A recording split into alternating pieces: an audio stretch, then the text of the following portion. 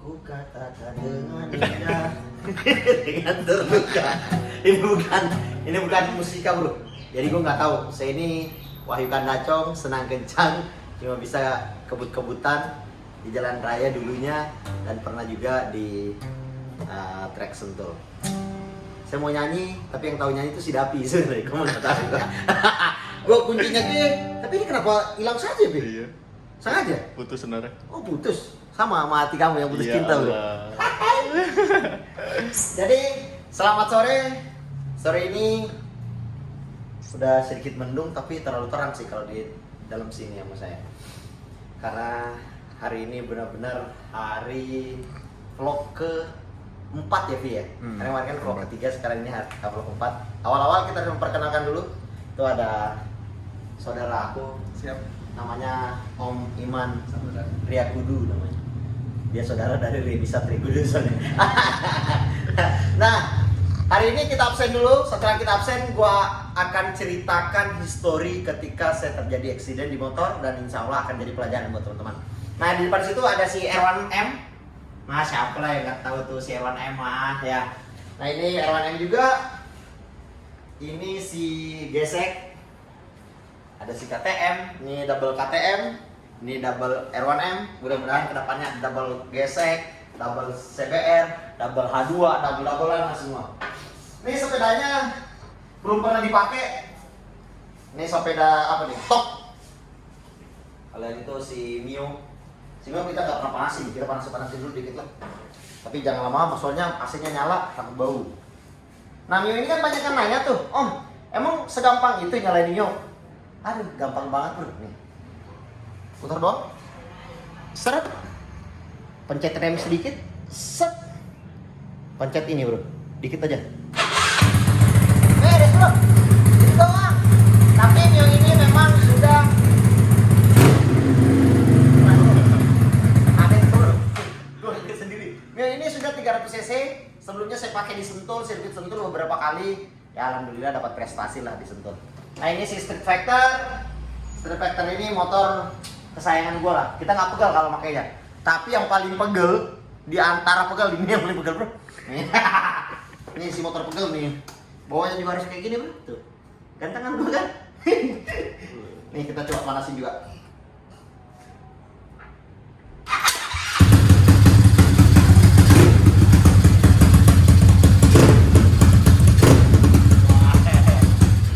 Jadi kita beli motor drag cuma untuk ditaruh doang, dipakai mah enggak. Aduh. Nah, hari ini saya akan ceritain bagaimana pada saat saya crash. Masih pada ingat kan? Masih pada ingat ini kan? Bentar. Lu mundur Pi. Biar kita liatin histori semua teman-teman masih pada ingat nggak? Masih pada ingat nggak sama ini?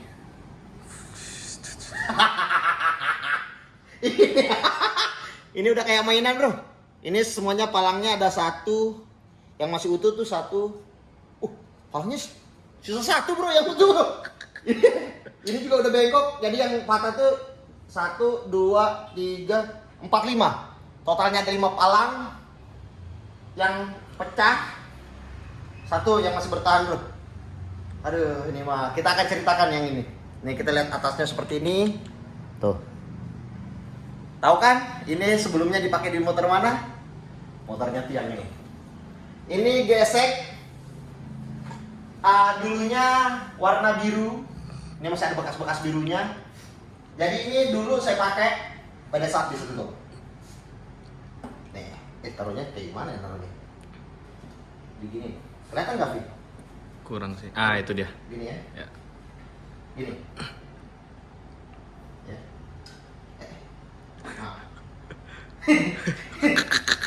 Aduh, nah pelek ini kan banyak yang nanya, Om pelek itu asli atau enggak? Nih, kita lihat. Ini made in Italy tuh. Ini made in Italy 08/18 nggak tahu itu apanya bro. Ada tulisannya juga di sini. .e. Ini OZ, ini OZ-nya asli. Ini OZ ya, OZ Racing. Nah, tuh OZ Racing. Tapi ini asli lah. Kenapa bisa seperti ini ya? Saya juga kurang tahu. Nanti saya ceritain deh. Nih, ada. Kalau mau tahu historinya, jadi waktu itu Waktu itu saya ke Sentul latihan ya, karena sebelumnya saya pernah juara 1 di acara Full Throttle Day. Saya pakai Panigale V4 tahun 2019. Itu kelasnya kelas intermediate. Saya juara 1, yang juara 2-nya itu teman juga dari Tangerang yang punya bengkel di Curug ya, namanya Iwan Setiawan kalau nggak salah. Tapi lupa juga sih namanya, Iwan Setiawan Peminion gitu. Ada yang juara 3-nya si Willy Lee 19, teman Cina gua, saudara Cina gua. Gue pakai jadi waktu itu 2019 itu saya pakai Panigale V4, saya juara 1 dengan catatan waktu 1 menit 40 sekian detik gitu.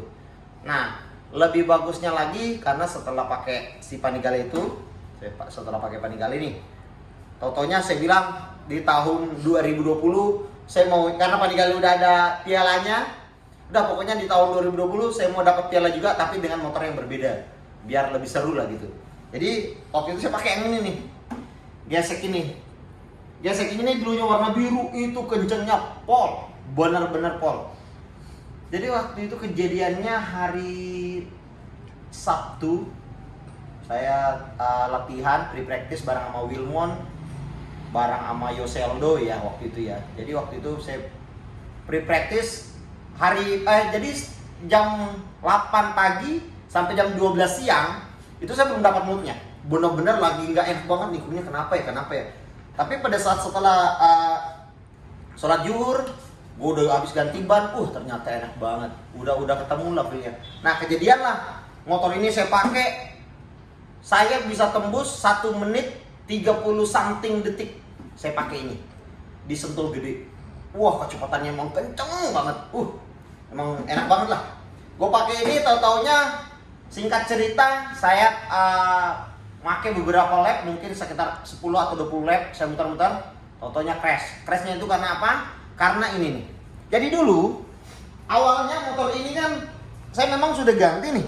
Remnya pakai rem Brembo, atasnya kalipernya doang, handle-nya doang ya. Ini satu set ini gue ganti.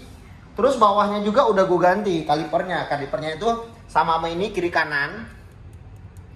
Tetapi yang salahnya saya tidak ganti apanya. Coba, saya nggak ganti selang remnya.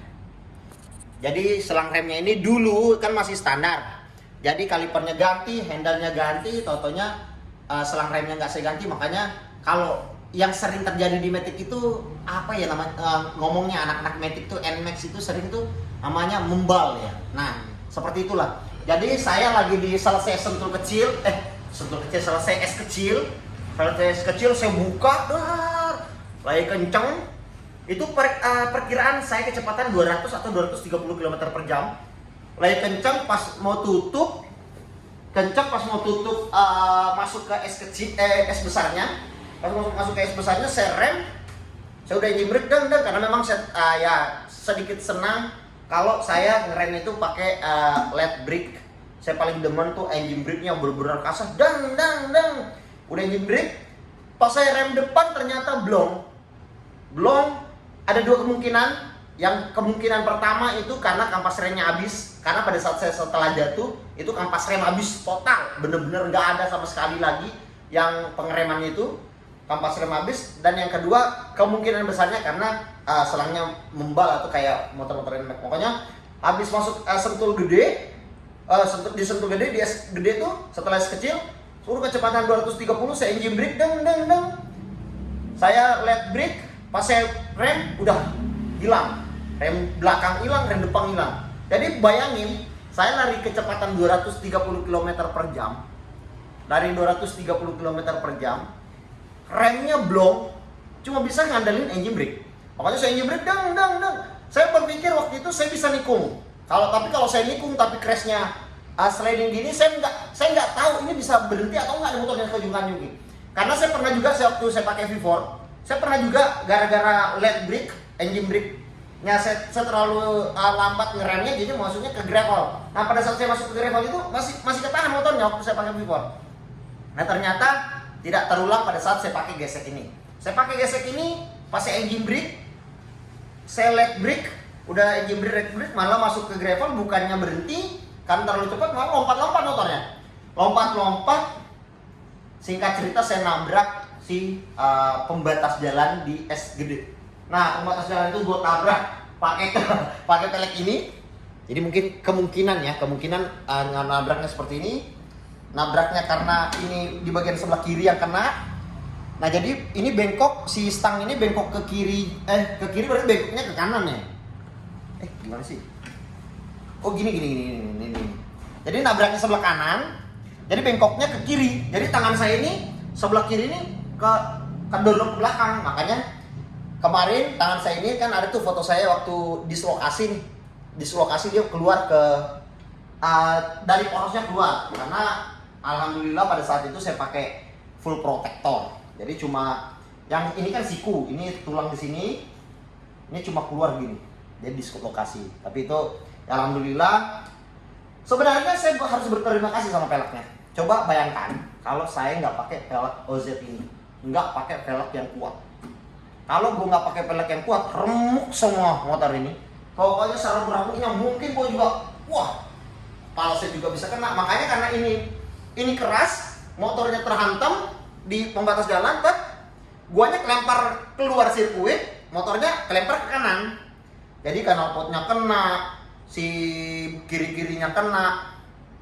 Udah, setelah itu saya jatuh, saya berdiri, saya sempat berdiri, saya ngeliat motor, motornya aman. Saya cuma peleknya doang. Dengan kecepatan itu sih, ya nggak masuk akal ya cuma pelek doang. Tapi memang benar-benar OZ ini bagus berarti untuk menjaga udah yang satunya ringan dan dia kuat. Setelah saya jatuh, yang jemputnya itu Wilmon ya, karena waktu itu mobil Fortuner saya lagi di pit juga, jadi cepat masuk ke dalam sirkuit, jemput saya, langsung dibawa ke rumah sakit. Pas di rumah sakit udah lah, cuma di gips, tangannya di gips, udah selesai udah. Jadi pelajarannya satu, kalau memang kita mau masuk Sentul, jangan lupa dipersiapkan yang paling pertama itu pengereman. Pokoknya pastikan pengeremannya itu udah paling jos lah. Karena apa? Kalau di Sentul itu ya tahu sendiri, kita harus led brake, harus engine brake. Pokoknya semuanya brake semua, karena paling sering kepake itu yang brake itu. Nextnya kita harus cek semua lah. Kita harus cek semua pengeremannya dari atas sampai bawah.